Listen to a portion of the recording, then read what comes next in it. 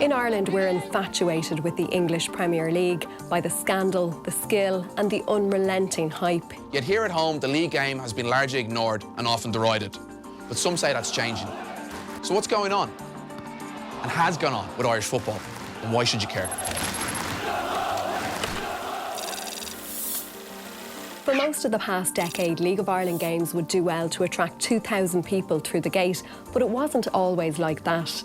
In the 30s, 40s and 50s, the stands were packed out weekly.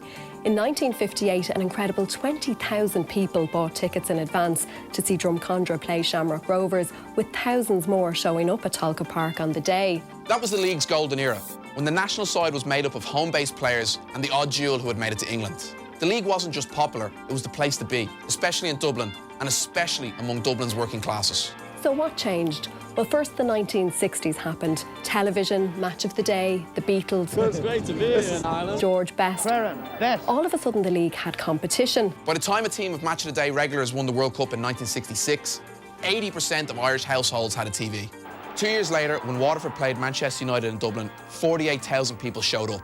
Away, Manchester United's first defence of the European Cup. But everyone knew which team they were there to see. David Sadler down his right wing. Georgie Best is now in the middle. Dennis Law will in about 10 seconds be there likewise. It's Best, Law's inside. What's Best going to try to do? Go at himself? And a goal! Over this period, the league here had drifted into what became a near-terminal decline. But it wasn't just TV, it was politics too. The growing tension between the government here and in London over the emerging troubles changed how people saw football, how they saw the league, and how they saw themselves. In Dublin, many who'd walked away from Drums and Rovers, dismayed with watching a pale imitation of the game they saw on their TV screen, found themselves in Croke Park. Hill 16 bounced to the sound of soccer chants as the crowds unfurled their banners for Heffel's army. What was for Culchies was now dominated by the Dubs. For some, the only difference was that the players could pick up the ball. These were desperate times for League of Ireland football that called for desperate measures. And John Giles led an attempt to reboot the league in the 70s. Johnny Giles, the entrepreneur who buys up all the old internationals and puts them out to grass at Milltown. Certainly, if I saw a lad from Timbuktu and he was good enough to come to us on an apprentice scheme, then I would take him and put him up in the Gresham Hotel if necessary to keep him happy. So my hope and John's hope for the people who are here is that they fulfil themselves as human beings through sport. But the rot had set in. Come the early 80s, Irish football was, well, in England, playing for Liverpool or Arsenal or Leeds.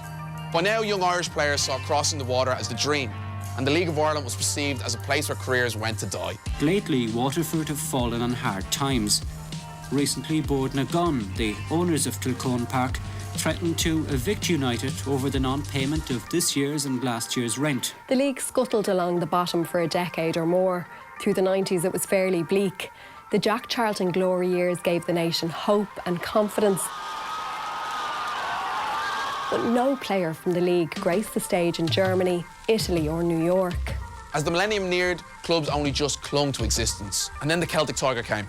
Football was little different to other sectors of society. Shells borrowed big in an attempt to reach the Champions League, but invested badly.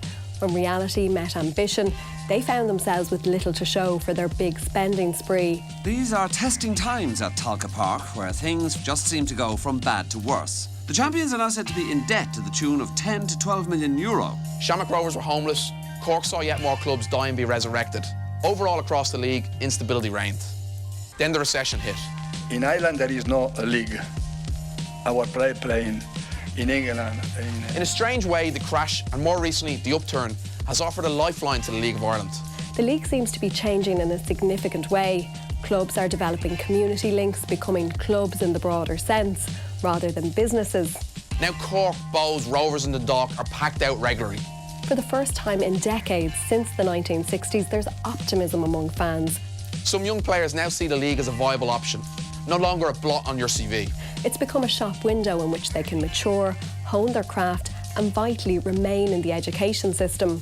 All of a sudden, the league seems to be going places. But with Irish football only ever 90 minutes away from disaster, the question is, as always, can it last?